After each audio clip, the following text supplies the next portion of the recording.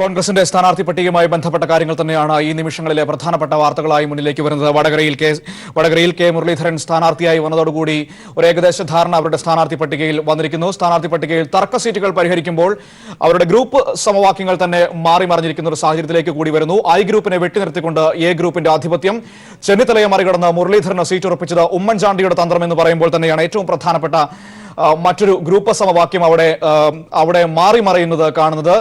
I ഗ്രൂപ്പിലെ പ്രധാനപ്പെട്ട ആളുകളിൽ ഒരാളായ കെ മുരളീധരൻ ഉമ്മൻചാണ്ടിയുടെ കാർമ്മികത്വത്തിൽ വടകരയിൽ സീറ്റ് ഉറപ്പിക്കുമ്പോൾ കഴിഞ്ഞ കുറച്ചു നാളുകളായി ഉമ്മൻചാണ്ടിയുമായി വളരെ അടുത്തു നിന്നിരുന്ന മുരളീധരൻ ഇപ്പോൾ എ ഗ്രൂപ്പിന്റെ അക്കൗണ്ടിലേക്ക് ആ സീറ്റ്, വടകര സീറ്റ് എടുത്തിരിക്കുന്നു. ഒപ്പം തന്നെ വയനാട്ടിൽ ടി സിദ്ദിഖും ഒക്കെ എ ഗ്രൂപ്പിന്റെ അക്കൗണ്ടിൽ സീറ്റ് ഉറപ്പിക്കുമ്പോൾ ഉമ്മൻചാണ്ടിയുടെ ആധിപത്യം കോൺഗ്രസ് രാഷ്ട്രീയത്തിൽ, ഗ്രൂപ്പ് രാഷ്ട്രീയത്തിൽ മേൽക്കൈ നേടുന്നു. ഒപ്പം തന്നെ കോൺഗ്രസിലെ ഗ്രൂപ്പ് പോര് ഉടനെയൊന്നും അവസാനിക്കില്ല എന്ന വ്യക്തമായ സൂചനകൾ നൽകുന്നു. ലെസ്ലി ചേരുന്ന വിവരങ്ങളുമായി. ലെസ്ലി, കോൺഗ്രസിലെ ഗ്രൂപ്പ് രാഷ്ട്രീയത്തിൽ ഉമ്മൻചാണ്ടി തന്നെ അതീതൻ എന്ന ഏറ്റവും പ്രധാനപ്പെട്ട സൂചനയല്ലേ ഈ തെരഞ്ഞെടുപ്പ് സ്ഥാനാർത്ഥി പട്ടിക മുന്നോട്ട് വയ്ക്കുന്നത്? തീർച്ചയായും മനു, കേരള രാഷ്ട്രീയത്തിൽ പ്രത്യേകിച്ച് കോൺഗ്രസ് രാഷ്ട്രീയത്തിൽ ഏകാധിപത്യ ശൈലിയിൽ കാര്യങ്ങൾ തീരുമാനിക്കാൻ ഉമ്മൻചാണ്ടിക്കാകുന്നു എന്നുള്ളതിന്റെ സൂചകം തന്നെയാണ് ഈ സ്ഥാനാർത്ഥി നിർണയത്തോടുകൂടി തെളിവായിരിക്കുന്നത്. ഏറ്റവും പ്രധാനമായത് ഐ ഗ്രൂപ്പിനെ നിഷ്പ്രഭമാക്കിക്കൊണ്ടുള്ള ഒരു തന്ത്രം തന്നെയാണ് എ ഗ്രൂപ്പിന് വേണ്ടി ഉമ്മൻചാണ്ടി മെനയുകയും നടപ്പിലാക്കുകയും ചെയ്തിരിക്കുന്നത്. പ്രധാനമായും വലിയ ക്ഷീണം ചെന്നിത്തലയ്ക്ക് സംഭവിച്ചിരിക്കുന്നു. ചെന്നിത്തലയ്ക്കൊപ്പം ഐ ഗ്രൂപ്പിന്റെ പ്രമുഖ നേതാവായി ഇരുന്ന മുരളീധരനെ എ ഗ്രൂപ്പിന്റെ ഭാഗമാക്കിക്കൊണ്ട് വടകരയിലേക്ക് എത്തിക്കാൻ ഉമ്മൻചാണ്ടിക്കായിരിക്കുന്നു എന്നുള്ളതാണ് ഏറ്റവും പ്രധാനം. കാരണം മുഗൾ വാസനിക്കുമായുള്ള അടുപ്പത്തിൽ ഉമ്മൻചാണ്ടിയെ എളുപ്പത്തിൽ ദേശീയ നേതൃത്വത്തിലേക്ക് എത്തിച്ചുകൊണ്ട് ഐ ഗ്രൂപ്പിന്റെ ശക്തി ഉണ്ടാക്കാമെന്ന ധാരണയായിരുന്നു നാളിതുവരെ ചെന്നിത്തലയ്ക്ക് ഉണ്ടായിരുന്നത്. അതിന് അദ്ദേഹം എ ഗ്രൂപ്പിലെ ചില രണ്ടാം നേതാക്കന്മാരുടെ സഹായവും അദ്ദേഹത്തിന് ലഭിച്ചിരുന്നു. കാരണം കേരളത്തിൽ കോൺഗ്രസ് പുനഃസംഘടന ഘട്ടത്തിൽ തന്നെ ഇത് വളരെ വ്യക്തമായിരുന്നു. എ ഗ്രൂപ്പിന്റെ വ്യക്തി എന്ന നിലയിൽ ബെന്നി ബെഹന്നാനെ അന്ന് ഉമ്മൻചാണ്ടി നിർദ്ദേശിച്ചത് വർക്കിംഗ് പ്രസിഡന്റ് എന്ന നിലയിലായിരുന്നു KPCC പുനഃസംഘടന വിഷയത്തിൽ.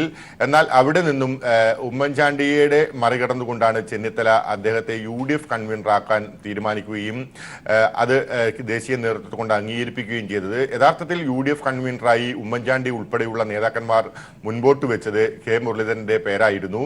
എന്നാൽ കെ മുരളീധരൻ അത്തരം സ്ഥാനമാനങ്ങൾ ലഭിക്കുന്നത് ഐ ഗ്രൂപ്പിലെ തന്റെ അപ്രമാദിത്വത്തിന് തടസ്സമാകുമെന്നുള്ള സൂചന ഉണ്ടതുകൊണ്ടാണ് അദ്ദേഹം ചെന്നിത്തല അന്ന് ബെന്നി ബെഹന്നാനെ UDF കൺവീനർ സ്ഥാനത്തേക്ക് നിശ്ചയിക്കുകയും അതുവഴി കാര്യങ്ങൾ നിയന്ത്രിക്കാമെന്നുള്ള നിലയിലേക്ക് കാര്യങ്ങൾ കൊണ്ടുപോയത്. നമുക്കറിയാം, ഇപ്പോൾ സ്ഥാനാർത്ഥി ചർച്ച നടക്കുന്ന ഘട്ടത്തിൽ പോലും എ ഗ്രൂപ്പിൽ നിന്നും ഒരു നേതാവ് പോലും ഉമ്മൻചാണ്ടി മത്സരിക്കേണ്ടതില്ല എന്ന് പരസ്യമായി പറഞ്ഞിട്ടില്ല.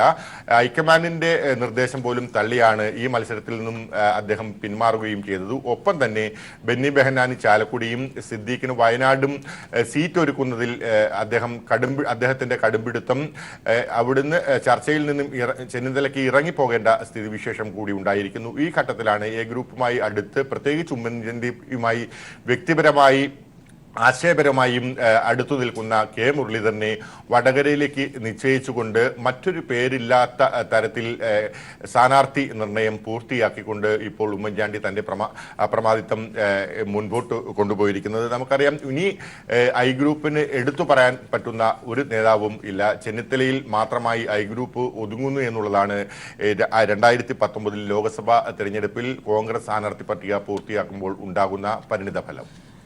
എത്ര അനായാസമായിട്ടാണ് ഉമ്മൻചാണ്ടിയുടെ കരുക്കൾ നീക്കിയത് ലെസ്നി? അവസാനം വടകരയിൽ ഒരുപക്ഷെ ചെന്നിത്തലയ്ക്ക് പോലും മനസ്സിലാക്കാൻ പറ്റിയെന്ന് തോന്നുന്നില്ല. കാരണം അവിടെ മുരളീധരൻ സ്ഥാനാർത്ഥിയായിട്ട് ഉമ്മൻചാണ്ടിയുടെ അക്കൗണ്ടിൽ വരുമ്പോൾ കഴിച്ചിട്ട് ഇറക്കാനും വയ്യ, മധുരിച്ചിട്ട് തുപ്പാനും വയ്യാത്തൊരവസ്ഥയിലായിരുന്നു ചെന്നിത്തല.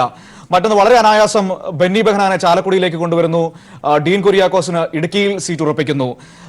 ഉമ്മൻചാണ്ടിക്ക് വ്യക്തമായിട്ട് അറിയാം ഇവിടെ കേരളത്തിൽ തന്റെ വാക്കുകൾക്കപ്പുറത്തേക്ക് മറ്റൊന്നും സംഭവിക്കാൻ പോകുന്നില്ല എന്ന്. അതുകൊണ്ട് തന്നെയല്ലേ ടി സിദ്ദിഖിന് വേണ്ടി അവിടെ സിദ്ദിഖല്ലെങ്കിൽ മറ്റൊരാളും മത്സരിക്കാനില്ല എന്ന ഒരു നിലപാടിലേക്ക് വരെ ഉമ്മൻചാണ്ടി അനായാസം കടുംപിടുത്തവുമായി വന്നത്? മനു, കോൺഗ്രസ് രാഷ്ട്രീയത്തിൽ, പ്രത്യേകിച്ച് കേരളത്തിലെ കോൺഗ്രസ് രാഷ്ട്രീയത്തിൽ രാഷ്ട്രീയ മെയ്വഴക്കത്തോടുകൂടി പ്രവർത്തനം നടത്തുന്ന നേതാവാണ് ഉമ്മൻചാണ്ടി. എന്നാൽ രണ്ടുപേരുടെയും ശൈലികൾ തമ്മിൽ വ്യത്യസ്തമാണ് എന്നുള്ളതും പ്രവർത്തകർക്കും അറിയാം. പ്രവർത്തകർക്കൊപ്പം ഗ്രൗണ്ടിൽ ഇറങ്ങിയുള്ള പ്രവർത്തന ശൈലിയാണ് ഉമ്മൻചാണ്ടി കാഴ്ചവെക്കുന്നത്. അതിന് കൂടുതൽ വിശ്വാസ്യത കോൺഗ്രസ് പ്രവർത്തകരുടെ ഇടയിൽ നേടാനും സാധിച്ചിട്ടുണ്ട്. അതുതന്നെയാണ് അദ്ദേഹത്തിൻ്റെ ഇപ്പോഴുള്ള നീക്കങ്ങളുടെ പിന്നിലും. ഒപ്പം ഉള്ളവരെ സംരക്ഷിച്ചുകൊണ്ട് അവർക്ക് സ്ഥാനമാനങ്ങൾ ഉറപ്പിച്ചുകൊണ്ട് മുൻപോട്ട് പോകുക എന്നുള്ള ഒരു നിലപാടാണ് ഉമ്മൻചാണ്ടി എടുത്തിരിക്കുന്നത്. നമുക്കറിയാം, ബെന്നി ബെഹന്നാന്റെ കാര്യത്തിൽ പോലും ഐ ഗ്രൂപ്പിന് ഉള്ളിലുള്ള എ ഗ്രൂപ്പുകാരൻ എന്ന് മുരളിയെ പറയുന്നത് പോലെ തന്നെ എ ഗ്രൂപ്പിനുള്ളിലെ ഐക്കാർ എന്ന് വിശേഷിപ്പിക്കാവുന്ന നേതാക്കളും എ ഗ്രൂപ്പിലുണ്ട്. അതിൽ ഒരാളാണ് ബെന്നി ബെഹന്നാൻ. മറ്റൊന്ന് KPCC ആസ്ഥാനം കേന്ദ്രീകരിച്ച് പ്രവർത്തിക്കുന്ന തമ്പാനൂർ രവിയാണ്. ഈ രണ്ട് നേതാക്കന്മാരെയും ചേർത്ത് നിർത്തിയാണ് ചെന്നിത്തല നാളിതുവരെയുള്ള തൻ്റെ ഗ്രൂപ്പ് രാഷ്ട്രീയ സംവിധാനങ്ങൾ മുൻപോട്ട് കൊണ്ടുപോയിരുന്നത്. ഈ ഘട്ടങ്ങളിലെല്ലാം കൃത്യമായി ചെന്നിത്തലയോട് അകലം പാലിച്ചിരുന്ന നേതാവാണ് K മുരളീധരൻ. ഒപ്പം തന്നെ ഉമ്മൻചാണ്ടിയോട് അടുപ്പം പ്രകടിപ്പിക്കുകയും ചെയ്തിരുന്നു. ഈ അടുപ്പമാണ് ഇപ്പോൾ അദ്ദേഹത്തെ ആർക്കും എതിരഭിപ്രായമില്ലാത്ത തരത്തിൽ എ ഗ്രൂപ്പിൻ്റെ സ്ഥാനാർത്ഥിയാക്കിക്കൊണ്ട് വടകരയിലേക്ക് ഉമ്മൻചാണ്ടിക്ക് പ്രതിഷ്ഠിക്കാൻ കഴിഞ്ഞത്. അത് അദ്ദേഹത്തിൻ്റെ രാഷ്ട്രീയ മെയ്വഴക്കം എടുത്തു കാട്ടുന്ന ഒന്നാണ്. ഈ മെയ്വഴക്കം, ഈ രീതി കുശലതയുമൊന്നും ചെന്നിത്തലയ്ക്ക് ലഭിച്ചിട്ടില്ല എന്നുള്ളതാണ് യാഥാർത്ഥ്യം. അതുകൊണ്ട് തന്നെ ഐ ഗ്രൂപ്പിൻ്റെ തുടർന്നുള്ള പ്രവർത്തനം അത് ഐ ഗ്രൂപ്പിൻ്റെ തന്നെ ഇല്ലാതാക്കുന്ന ഒരു ഘട്ടത്തിലേക്ക് എത്തുന്ന സാഹചര്യമാണ് നിലവിലുള്ളത്. മനു, ശരി. ലെസ്ലിയാണ് വിവരങ്ങൾ നൽകിയത്. സംസ്ഥാന കോൺഗ്രസിന്റെ ഗ്രൂപ്പ് രാഷ്ട്രീയത്തിൽ രമേശ് ചെന്നിത്തല അപ്രസക്തനാകുന്ന ഒരു സ്ഥാനാർത്ഥി പട്ടികയാണ് പുറത്തു വന്നിരിക്കുന്നത്. ഉമ്മൻചാണ്ടിയുടെ ആധിപത്യം തന്നെയാണ്, എ ഗ്രൂപ്പിന്റെ ആധിപത്യം തന്നെയാണ് കാണാൻ കഴിഞ്ഞത്. സ്ഥാനാർത്ഥി പട്ടിക എടുത്തു നോക്കുമ്പോൾ ഉമ്മൻചാണ്ടിയുടെ തന്ത്രങ്ങൾ പൂർണ്ണമായും വിജയത്തിലെത്തുന്നത് കണ്ടു. ഉമ്മൻചാണ്ടി നിർദ്ദേശിച്ച സ്ഥാനാർത്ഥികൾ ഉമ്മൻചാണ്ടി പറഞ്ഞ മണ്ഡലങ്ങളിൽ തന്നെ സ്ഥാനാർത്ഥികളായി വരുന്നു. ഐ ഗ്രൂപ്പിന്റെ ഭാഗമായിരുന്ന K മുരളീധരനെ ഉമ്മൻചാണ്ടി വടകരയിലേക്ക് സ്ഥാനാർത്ഥിയായി ഉമ്മൻചാണ്ടിയുടെ അക്കൗണ്ടിൽ കൊണ്ടുവരുമ്പോൾ അക്ഷരാർത്ഥത്തിൽ ഞെട്ടുന്നത് ഐ ഗ്രൂപ്പും രമേശ് ചെന്നിത്തലയും തന്നെയായിരിക്കും. ഏതായാലും തർക്കത്തിലുണ്ടായിരുന്ന 4 മണ്ഡലങ്ങളിലെ സ്ഥാനാർത്ഥി നിർണയം കൂടി ഏകദേശം പൂർത്തിയായി വരുന്നു. ഇനി ഹൈക്കമാൻഡിന്റെ അനുമതിയാണ് ബാക്കിയുള്ളത്. ഇപ്പോൾ സന്തോഷ് സർലിംഗ് ദില്ലിയിൽ നിന്ന് ചേരുന്നുണ്ട്. വടകരയിൽ K മുരളീധരൻ സ്ഥാനാർത്ഥി. ഏതായാലും സന്തോഷ് ചേരുന്നു ദില്ലിയിൽ നിന്നും. സന്തോഷ്, ഇപ്പോൾ ഒരു ഏകദേശ ധാരണയായിരിക്കുന്നു. വടകരയിൽ അവസാന നിമിഷം അതുവരെ ചർച്ചയിലൊന്നുമില്ലായിരുന്ന K മുരളീധരൻ സ്ഥാനാർത്ഥിയായി വരുന്നു. മറ്റ് സീറ്റുകളിലും ഏകദേശം 4 സീറ്റുകളിലെ ബാക്കിയുള്ള 3 സീറ്റുകളിലും ഏകദേശം ധാരണ വന്നിരിക്കുന്നു. ഇനിയിപ്പോൾ എല്ലാവരും കാത്തിരിക്കുന്നത് ഔദ്യോഗിക പ്രഖ്യാപനത്തിനായിട്ടല്ലേ സന്തോഷ്? തീർച്ചയായും മനു, ഇനി സാങ്കേതികത്വം മാത്രമേ ഉള്ളൂ. ഹൈക്കമാൻഡ് ഈ 4 മണ്ഡലങ്ങളിലേക്കുള്ള സ്ഥാനാർത്ഥികളുടെ പ്രഖ്യാപനം നടത്തിയാൽ മതി. ആറ്റിങ്ങലിൽ അടൂർ പ്രകാശ്, ആലപ്പുഴയിൽ ഷാനിമോൾ ഉസ്മാൻ, വടകരയിൽ V മുരളീധരൻ, വയനാട് T സിദ്ദിഖ് എന്ന തരത്തിലാണ് ഇപ്പോൾ ധാരണ. KPCC നേതൃത്വം ധാരണയിലെത്തിയതും ഹൈക്കമാൻഡ് നേതൃത്വത്തെ അറിയിച്ചതും. മുഗൾ വാസ്നിക്കിനെ ഇന്നലെ ഉച്ചയോടുകൂടി തന്നെ വടകര ഒഴികെയുള്ള 3 മണ്ഡലങ്ങളുടെ പേരുകളിൽ ധാരണയായി എന്ന് അറിയിച്ചിട്ടുണ്ട്. മുല്ലപ്പള്ളി രാമചന്ദ്രൻ നേരിട്ട് AICC ആസ്ഥാനത്ത് എത്തിയാണ് അക്കാര്യം അറിയിച്ചത്. വടകരയിൽ അഡ്വക്കേറ്റ് പ്രവീൺ കൃഷ്ണയാണ് നിശ്ചയിച്ചെങ്കിൽ പോലും അതിനുശേഷം വലിയ രീതിയിലുള്ള പ്രതിഷേധം കോഴിക്കോട് നിന്നും കണ്ണൂർ മേഖലയിൽ നിന്നും ഉണ്ടായി. UDF-ലെ തന്നെ മലബാർ മേഖലയിൽ മത്സരിക്കുന്ന സ്ഥാനാർത്ഥികൾ പോലും എതിർപ്പുമായി രംഗത്തെത്തി. ഒരു വിജയ പ്രതീക്ഷയുമില്ല എന്നതിനപ്പുറത്തേക്ക് ദുർബല സ്ഥാനാർത്ഥിയെ നിർത്തുന്നതിലൂടെ മറ്റു മണ്ഡലങ്ങളിലെ സ്ഥാനാർത്ഥികളുടെ ജയസാധ്യതയെ പോലും ബാധിക്കും എന്നതായിരുന്നു അവരുടെ പ്രതിഷേധത്തിന് കാരണമായത്. അങ്ങനെയാണ് പിന്നീട് V മുരളീധരനിലേക്ക് കാര്യങ്ങൾ എത്തിയത്. എന്തായാലും ഇന്നലെ രാത്രിയോടുകൂടി ഇന്ന് രാവിലെ നടത്തിയ ചർച്ചയ്ക്കൊടുവിൽ V മുരളീധരന്റെ കാര്യത്തിൽ തീരുമാനമായി. മുരളീധരനും അക്കാര്യത്തിൽ സമ്മതം മൂളി. ഇനിയിപ്പോൾ ഹൈക്കമാൻഡ് ഈ പ്രഖ്യാപനം മാത്രം നടത്തിയാൽ മതി. പക്ഷെ അതിനൊരു പ്രശ്നമുള്ളത്, ഇപ്പോൾ AICC അധ്യക്ഷനായ രാഹുൽ ഗാന്ധി ഡൽഹിയിലില്ല. തെരഞ്ഞെടുപ്പ് പ്രചാരണവുമായി ബന്ധപ്പെട്ട് വടക്ക് കിഴക്കൻ സംസ്ഥാനങ്ങളിലാണ് രാഹുൽ ഗാന്ധി ഉള്ളത്. രാവിലെ 10 മണിയോടുകൂടി കോൺഗ്രസിന്റെ കേന്ദ്ര തെരഞ്ഞെടുപ്പ് സമിതി യോഗം ഉണ്ടായിരുന്നു. സോണിയാഗാന്ധിയുടെ ബസ്തിയിൽ നടന്ന ആ യോഗം 11 മണിയോടുകൂടി സമാപിച്ചു. ഈ 10 മണിയുടെ യോഗത്തിൽ കേരളത്തിന്റെ കാര്യം അജണ്ടയായി വന്നതില്ല. കാരണം അപ്പോഴും ഈ വടകരയുടെ കാര്യത്തിൽ വലിയൊരു തർക്കം നിലനിന്നിരുന്നു, അനിശ്ചിതത്വം ഉണ്ടായിരുന്നു. അതുകൊണ്ട് അത് എടുത്തിട്ടില്ല. ഇനി രാഹുൽ ഗാന്ധി തിരിച്ച് ഡൽഹിയിൽ എത്തിയതിനു ശേഷം മുഗൾ വാസ്നിക്ക് ഈ 4 പേരുടെയും പേരുകൾ രാഹുൽ ഗാന്ധിയെ അറിയിക്കും. തുടർന്ന് രാഹുൽ ഗാന്ധി ഔദ്യോഗികമായി ഇക്കാര്യത്തിന് അംഗീകാരം നൽകി പ്രസിദ്ധീകരിക്കലാണ്. ഇതിനു മുമ്പ് 3 സ്ഥാനാർത്ഥി പട്ടികകളാണ് 4 സ്ഥാനാർത്ഥി പട്ടികകളാണ് AICC ആസ്ഥാനത്ത് നിന്ന് പുറത്തിറങ്ങി. അതൊക്കെ രാത്രിയോടുകൂടിയായിരുന്നു. ഏറ്റവും അവസാനം കേരളം ഉൾപ്പെടെയുള്ള 5 സംസ്ഥാനങ്ങളുടെ സ്ഥാനാർത്ഥി പട്ടിക പുറത്തിറങ്ങിയതുപോലും 11 മണിക്ക് അടുപ്പിച്ചാണ്. അതുകൊണ്ട് തന്നെ ഇന്നും സ്ഥാനാർത്ഥി പട്ടിക പുറത്തിറങ്ങുമ്പോൾ അത് കേരളം ഉണ്ടായിരിക്കും. പക്ഷേ അതിന് രാത്രി വരെ കാത്തിരിക്കണം. എന്തായാലും ഈ 4 മണ്ഡലങ്ങളിലെ സ്ഥാനാർത്ഥികളെ KPCC നേതൃത്വം ഔദ്യോഗികമായി അറിയിച്ചതുകൊണ്ട് അവർക്കിനി പ്രചരണം തുടങ്ങുന്നതിന് ഒരു തടസ്സവുമില്ല എന്ന് മാത്രമല്ല, അധ്യക്ഷൻ മുല്ലപ്പള്ളി രാമചന്ദ്രനും വി മുരളീധരന്റെ പേര് സ്ഥിരീകരിച്ച് രംഗത്തെത്തുകയും ചെയ്തിട്ടുണ്ട്. അതുകൊണ്ട് ഇനി സാങ്കേതികത്വം മാത്രമേ ഉള്ളൂ, പ്രചാരണത്തിലേക്ക് കടക്കാം എന്നാണ് സ്ഥാനാർത്ഥികളും KPCC നേതൃത്വവും അറിയിച്ചിരിക്കുന്നത്. സന്തോഷ് സർലിംഗാണ് ദില്ലിയിൽ നിന്നും വിവരങ്ങൾ നൽകിയത്. കെ മുരളീധരൻ വടകരയിൽ സ്ഥാനാർത്ഥിയായി എത്തുന്നു. കോൺഗ്രസിന്റെ സ്ഥാനാർത്ഥി പട്ടികയിൽ ഏകദേശം തീരുമാനമായിരിക്കുന്നു. ഇനി ഹൈക്കമാൻഡിന്റെ ഔദ്യോഗിക അംഗീകാരം മാത്രം ലഭിച്ചാൽ മതി. ഏതായാലും അനിശ്ചിതത്വങ്ങൾക്കും ഗ്രൂപ്പ് കളികൾക്കും ശക്തമായ തർക്കങ്ങൾക്കും ഒടുവിൽ, വടംവലികൾക്കും ഒടുവിൽ കോൺഗ്രസിന്റെ UDFന്റെ മുഴുവൻ സ്ഥാനാർത്ഥി പട്ടികയും പൂർണ്ണമായിരിക്കുന്നു. ഇനി അതിന്റെ കോൺഗ്രസിന്റെ സ്ഥാനാർത്ഥി പട്ടികയുടെ ബാക്കിയുള്ള 4 മണ്ഡലത്തിന്റെ ഔദ്യോഗിക അംഗീകാരം മാത്രം ലഭിച്ചാൽ മതി. കെ മുരളീധരന് വടകരയിൽ അനായാസം ജയിക്കാൻ കഴിയുമെന്ന് മുല്ലപ്പള്ളി രാമചന്ദ്രൻ. മുരളീധരൻ ഇക്കാര്യം സമ്മതിച്ചിട്ടുണ്ടെന്നും ഹൈക്കമാൻഡിന്റെ അനുമതിയോടെ സ്ഥാനാർത്ഥി പ്രഖ്യാപനം ഉണ്ടാകുമെന്നും അദ്ദേഹം പറഞ്ഞു. കെ മുരളീധരൻ വന്നാൽ തീർച്ചയായിട്ടും നല്ല ഒരു പോരാട്ടം നടത്തിക്കൊണ്ട് അവിടെ ഞങ്ങൾക്ക് വിജയിക്കാൻ സാധിക്കുമെന്ന് പ്രത്യാശ എനിക്കുണ്ട്. മാത്രവുമല്ല, ഏത് സ്ഥാനാർത്ഥി നിർത്തിയാലും അവിടെ ജയിക്കാനുള്ള എല്ലാ സാധ്യത ഇപ്പോഴുണ്ട്. മുരളീധരനാണെങ്കിൽ അനായാസേന ജയിച്ചു വരാൻ സാധിക്കും എന്ന കാര്യത്തിന് എനിക്ക് അശേഷം സംശയമില്ല. കെ മുരളീധരന്റെ പേര് ഹൈക്കമാൻഡിന് മുമ്പിൽ വെച്ചോ? കെ മുരളീധരൻ സമ്മതിച്ച സ്ഥിതിക്ക് തീർച്ചയായിട്ടും ഇത് പരിഗണിക്കപ്പെടണം എന്ന കാര്യം അദ്ദേഹത്തിന് മുമ്പിൽ ഞാൻ വയ്ക്കും. കേരളത്തിലെ സ്ഥാനാർത്ഥി നിർണയത്തെപ്പറ്റി പ്രതികരിക്കാതെ ഉമ്മൻചാണ്ടി. വയനാട് വടകര സീറ്റുകളിലെ തർക്കത്തെപ്പറ്റി ചോദിച്ചപ്പോൾ തനിക്ക് ആന്ധ്രയുടെ ചുമതലയാണെന്ന് ഉമ്മൻചാണ്ടി മറുപടി നൽകി. 25 പാർലമെന്റ് കോൺസ്റ്റിറ്റ്യുവൻസിയിൽ 23-ലും 175 അസംബ്ലി കോൺസ്റ്റിറ്റ്യുവൻസിയിൽ 136 കോൺസ്റ്റിറ്റ്യുവൻസിലെയും സ്ഥാനാർത്ഥികളുടെ പേര് ഏകകണ്ഠമായി കൊടുത്തു. അത് അംഗീകരിച്ചിട്ടുണ്ട്.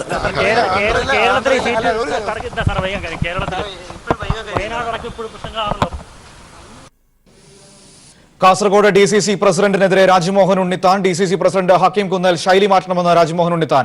അതൃപ്തി സംസ്ഥാന നേതൃത്വത്തെ അറിയിച്ചു. ഉണ്ണിത്താൻ ഇന്നത്തെ പ്രചാരണ പരിപാടികൾ നിർത്തിവച്ചു. നേരത്തെ തന്നെ ഉണ്ണിത്താനെ കാസർഗോഡ് സ്ഥാനാർത്ഥിയായി പ്രഖ്യാപിച്ചതിൽ DCC കടുത്ത അതൃപ്തി അറിയിച്ചിരുന്നു. സണ്ണി നൽകും വിശദാംശങ്ങൾ. സണ്ണി, കടുത്ത അതൃപ്തിയാണോ കാസർഗോഡ് DCC പ്രസിഡന്റിന് എതിരെ രാജ്മോഹൻ ഉണ്ണിത്താൻ അറിയിച്ചിരുന്നത്? ഇതിൽ പ്രതിഷേധിച്ച് ഹക്കീം കുന്നേലിന്റെ പ്രവർത്തനങ്ങളിൽ പ്രതിഷേധിച്ച് ഇന്നത്തെ പ്രചാരണ പരിപാടികൾ നിർത്തിവെക്കുന്ന വളരെ ഗൗരവതരമായ ഒരു സാഹചര്യത്തിലേക്കാണോ കാസർഗോഡ് UDF സ്ഥാനാർത്ഥി എത്തിയത്?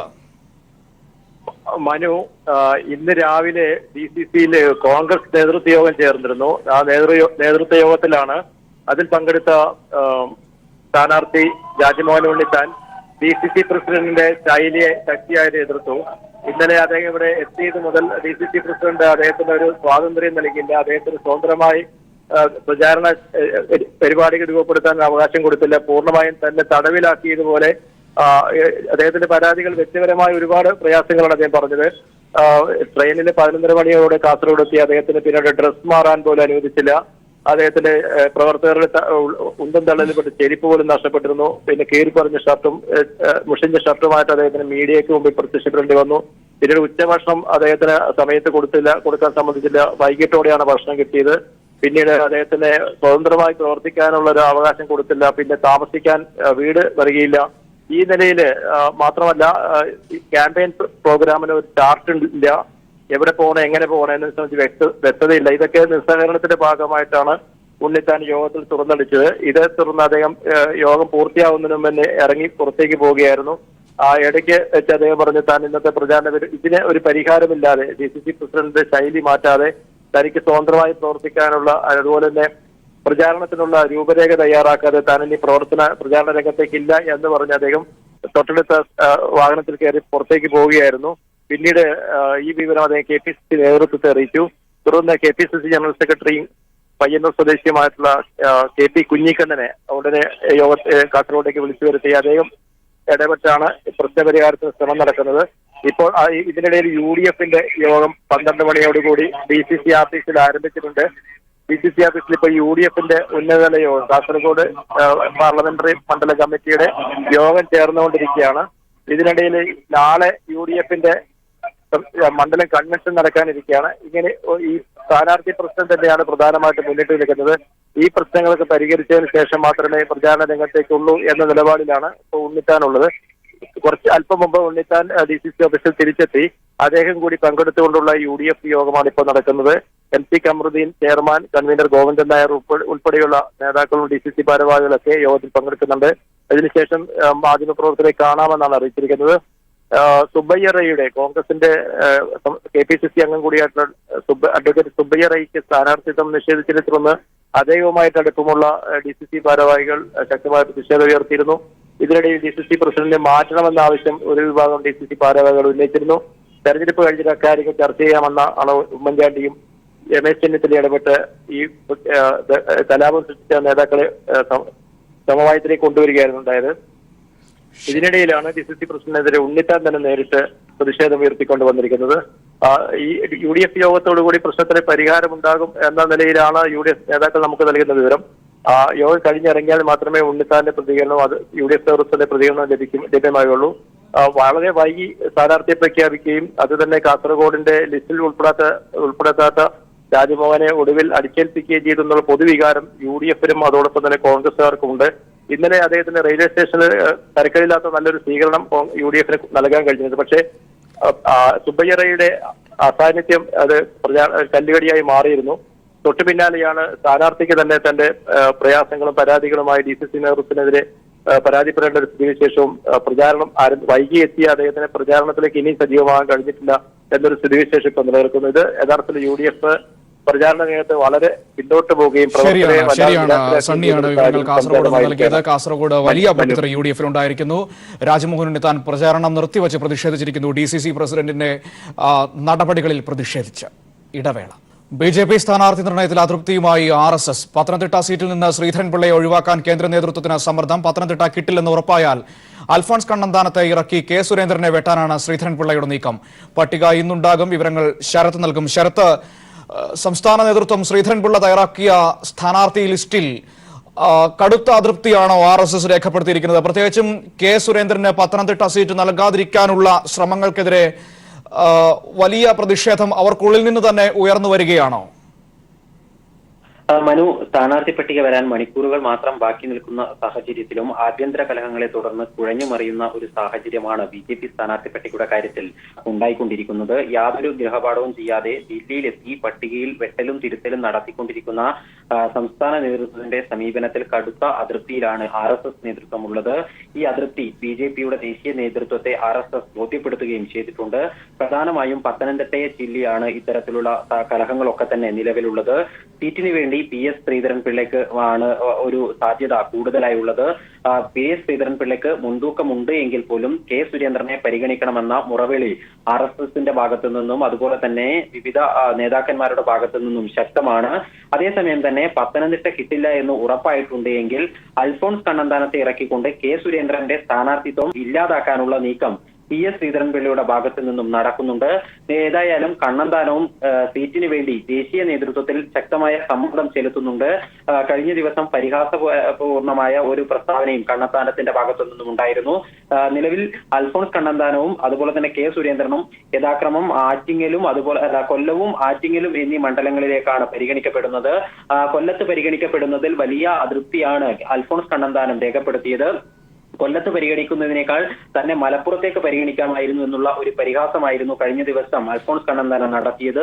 ഈ രീതിയിൽ K സുരേന്ദ്രന്റെ സ്ഥാനാർത്ഥിത്വത്തെ ഇല്ലാതാക്കാൻ വേണ്ടി PS ശ്രീധരൻപിള്ള അവസാന നിമിഷം ഒരുപക്ഷെ അൽഫോൺസ് കണ്ണന്താനത്തെ പിന്തുണയ്ക്കാനുള്ള സാധ്യതയുമുണ്ട്. കേന്ദ്ര നേതൃത്വവും അതുപോലെ പത്തനംതിട്ടയിൽ ഒരു ക്രിസ്ത്യൻ സ്ഥാനാർത്ഥി വരുന്നതിനെ അനുകൂലിക്കുന്ന നിലപാടാണ് എന്നാണ് മനസ്സിലാകുന്നത്. ഇഷ്ട സീറ്റ് ഇല്ല എങ്കിൽ മത്സരിക്കുന്നില്ല എന്നുള്ള നേതാക്കളുടെ പിടിവാശിയും പ്രധാനമായും സ്ഥാനാർത്ഥി നിർണയത്തെ പ്രതിസന്ധിയിലാക്കുന്നുണ്ട്. അട്ടിമറികൾ ഉണ്ടായാൽ മാത്രമേ നിലവിലെ സാഹചര്യത്തിൽ പത്തനംതിട്ടയിൽ K സുരേന്ദ്രനും അതുപോലെ തന്നെ ശോഭാ സുരേന്ദ്രൻ പാലക്കാടും മത്സരിക്കാനുള്ള സാധ്യതയുള്ളൂ. ഉച്ചയ്ക്ക് ശേഷമാണ് പാർലമെന്ററി ബോർഡ് യോഗം ചേരുക. ഈ യോഗത്തിൽ സംസ്ഥാന നേതൃത്വം നൽകിയിരിക്കുന്ന പട്ടിക കേന്ദ്ര നേതൃത്വം പരിശോധിക്കും. അതിനുശേഷം ഇന്നു തന്നെ രാത്രിയോടുകൂടി സ്ഥാനാർത്ഥി പ്രഖ്യാപനം ഉണ്ടാകുമെന്ന് തന്നെയാണ് പ്രതീക്ഷിക്കുന്നത്. മനു, ശരി.